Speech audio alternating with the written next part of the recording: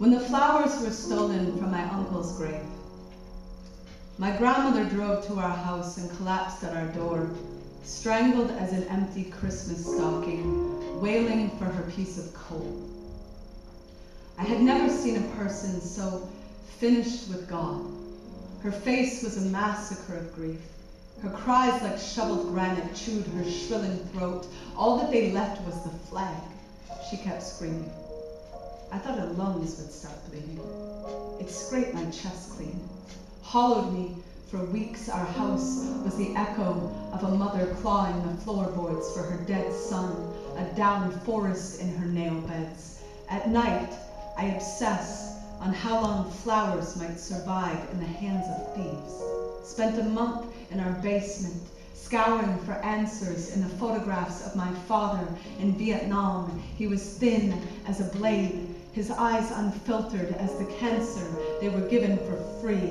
Anyone could see by the freckles in his shame. That war was no place for a soldier. The heart is no place for the talons of the kind of secrets you can only keep in the same chamber you will keep loaded to keep your hands from shaking the ghosts of dead children awake. My uncle wasn't killed by a bullet. He drank himself to sleep trying to drown their tiny screams. My grandmother followed him to the grave, like every mother does. I keep thinking of him today, as I sit in my parents' living room.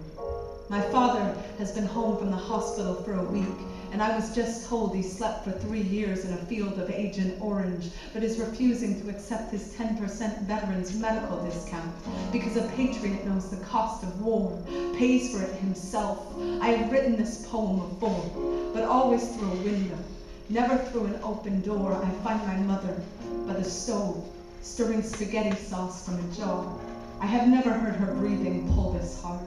Earlier in the car when my father broke down, she turned the radio dial up to save him the embarrassment of his whimper.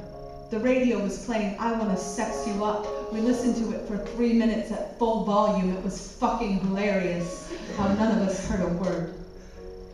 I don't hear the words anymore.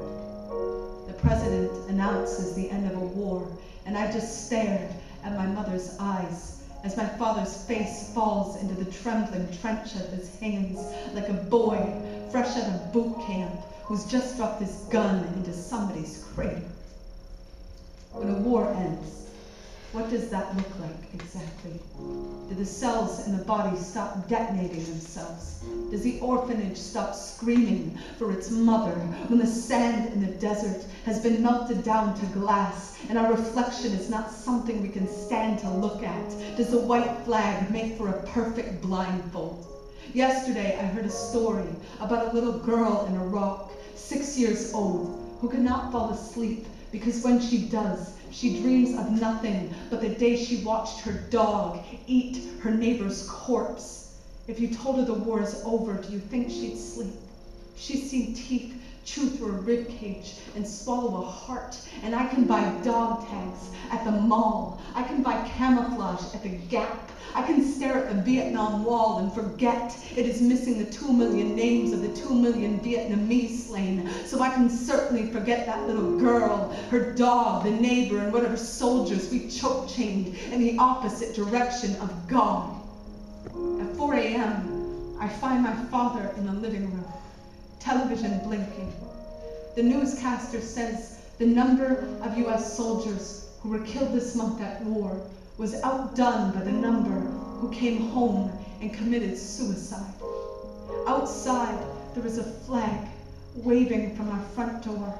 My father picked it out as carefully as he picked out my name when he built our house. I want to tell him I still build my spine from the clothesline that holds his work shirts, but I know I'd start crying. I am exactly like him. We both have wrinkles around our eyes, 100 years older than our age. We both carry ourselves like an ambulance with someone dead inside, still thinking we might get there in time.